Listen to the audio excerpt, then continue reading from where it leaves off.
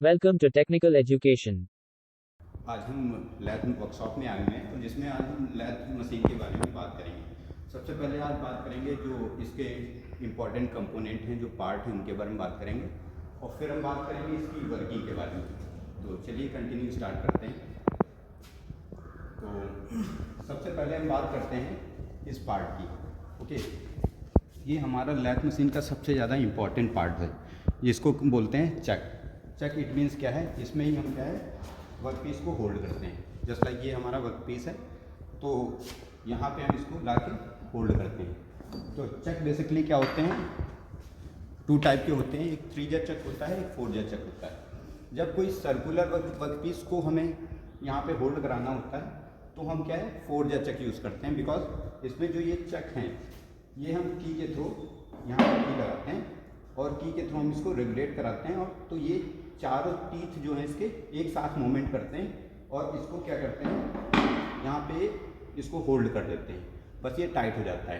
But जब इसका shape irregular होता है, जैसे ट्रेंगुलर हो गया या फिर स्क्वायर शेप में हो गया, तब हम इसके लिए 3 चक यूज़ करते हैं। इट मीन्स इस पूरे चक को हम हटा के चेंज कर लेते हैं और इसमें 3 चक होते हैं, जिसमें ये 3 पार्ट होते हैं, जिसमें हम ये की को लगा के एक एक इंडिविजुअल टीथ को टाइट करते हैं, तब जाके हमारा ये वर्क पीस वो टाइट होता है। ओके, तो अब इसके दूसरे पार्ट, इंपॉर्टेंट पार्ट की बात करते हैं। ये हमारा है head stock. Head stock it means क्या है कि ये मेन पार्ट है जो कि इसमें पूरा मूविंग मैकेनिज्म फिट होता है। सारे गियर बॉक्स होते हैं जिससे हम इस चक की स्पीड को मीडियम स्पीड पे, हाई स्पीड पे और लो स्पीड पे ऑपरेट करते हैं, और जैसे ही हमारी स्पीड की रिक्वायरमेंट होती है वैसे ही स्पीड को लेके हम वर्कपीस पे काम करते हैं। उसके बाद हमारा मिडिल पार्ट हो गया, ये हमारा कैरियर हो गया। कैरियर हमारा क्या है, इसमें हम इसके कई पार्ट होते हैं। ये क्या हो गया क्रॉस स्लाइड। इट मीन्स ये हमारा जब फीड देनी होती है टूल की तो हम क्रॉस स्लाइड का यूज़ करते हैं। ये हमारा क्रॉस स्लाइड हो जाएगा। ये हमारा टूल पोस्ट होता है, जिसमें हम टूल को पोस्ट करते हैं, टूल को टाइट करते हैं। ओके, और ये हमारा एप्रॉन हो गया। एप्रॉन इससे क्या है, एप्रॉन पार्ट हो गया जिससे क्या है ये कैरियर्स का मूवमेंट कराते हैं। ये हमारा लीड स्क्रू हो गया। जब हमें क्या है वर्क पीस पे हमें थ्रेड कटिंग करानी होती है तो लीड स्क्रू को यहाँ पे क्या है लॉक और अनलॉक कर देते हैं, जिससे वो एक पिच, पर्टिकुलर पिच का यूज़ करके उस पर थ्रेड कटिंग होती है। और उसके बाद हमारा ये आता है सबसे लास्ट वाला पार्ट, ये हमारा है टेल स्टॉक। टेल स्टॉक हमारा क्या है वर्कपीस को सपोर्ट करता है। जस्ट लाइक इसमें हमें अगर वर्कपीस को सपोर्ट करना है, वर्कपीस को एक साइड हमने इससे होल्ड किया, दूसरे साइड अगर बड़ा वर्कपीस है तो हमें सपोर्ट करना पड़ेगा। तो इसके लिए क्या है डिफरेंट स्लीव होती हैं, जिनका यूज़ करके हम स्लीव को लगा के और फिर इसमें रख के टाइट, इससे टाइट कर देते हैं। तो ये इसको टाइट कर लेता है, फिर जाके हम इस पर, ये हमारा सर्कुलर वर्कपीस काफ़ी तेज़ी से घूमता है और हम इस पर डिफरेंट ऑपरेशन कर सकते हैं, जैसे इसकी फिनिशिंग कर सकते हैं या फिर इसकी कटिंग कर सकते हैं या फिर ड्रिलिंग कर सकते हैं। जब इसके यहाँ पे आउटसाइड पे हमें ड्रिल करना होता है तब हम यहाँ पे एक ड्रिलिंग टूल का यूज़ कर देते हैं। फिर अपरान इसको टेल स्टॉक को ओपन करते हैं और यहाँ पे एक ड्रिल कटर लगाते हैं। ड्रिल कटर, उसमें ड्रिलिंग एजेस बनी होती हैं जिसको स्लीव में लगा के और इसको यहाँ से फिट कर देते हैं, तो ये टाइट हो जाता है। फिर इस वर्कपीस को लाके यहाँ पे, और उसमें ये क्या है कटिंग करता है, इसके अंदर इंटरनल होल क्रिएट करता है।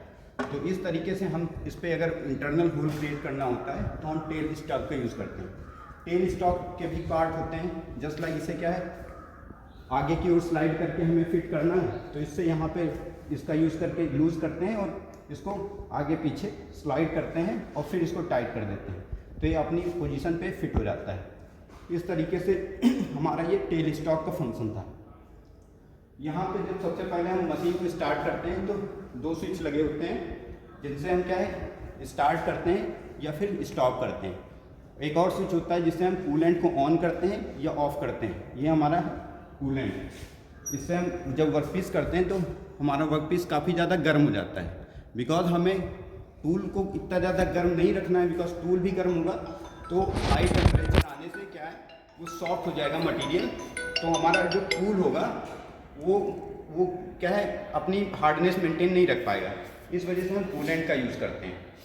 और ये हमारा क्या है, लाइटिंग सिस्टम। इट मीन्स क्या है वर्कशॉप में कि जब हमारा लाइटिंग कम या ज़्यादा होता है तो हम क्या है, लाइटिंग सिस्टम का यूज़ करते हैं।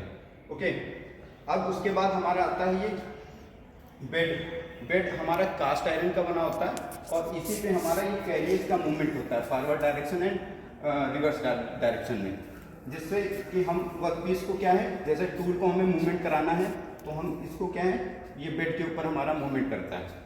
ये हमारा कास्ट आयरन का बना होता है, बिकॉज जब मशीन हमारी चलती है तो ज़्यादा से ज़्यादा वाइब्रेशन प्रोड्यूस होते हैं, तो उसको क्या है, एब्जॉर्ब करने के लिए हम इस पार्ट को कास्ट आयरन का बनाते हैं। ये हमारा लेग होते हैं, ये लेग होते हैं और ये लेग होते हैं। इनको क्या है, हम यहाँ से टाइट कर देते हैं और इनका टाइट के अंदर नीचे क्या है, रबर या कुछ ऐसा मैकेनिज्म लगाते हैं जिससे वो ज़्यादा से ज़्यादा शॉक और वाइब्रेशन को एब्जॉर्ब कर सकें। तो इस तरीके से हम देख पा रहे हैं कि जो हमारा लैथ मशीन था उसके क्या क्या पार्ट्स थे, उसकी क्या क्या फंक्शनिंग थी और कैसे वो काम करती थी। हम एक तरीके से ग्राउंड पे, रियल पे आके हम चीज़ों को देख पाए हैं और आगे आने वाले वीडियो में और भी डिफरेंट मशीनों के बारे में बात करेंगे और आपको एक ग्राउंड पे ही जाके रियल चीज़ें कैसे काम करती हैं।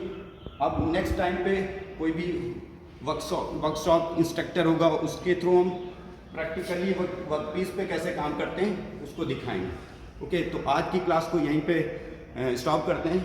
Thank you. Thank you for watching. Please subscribe my channel.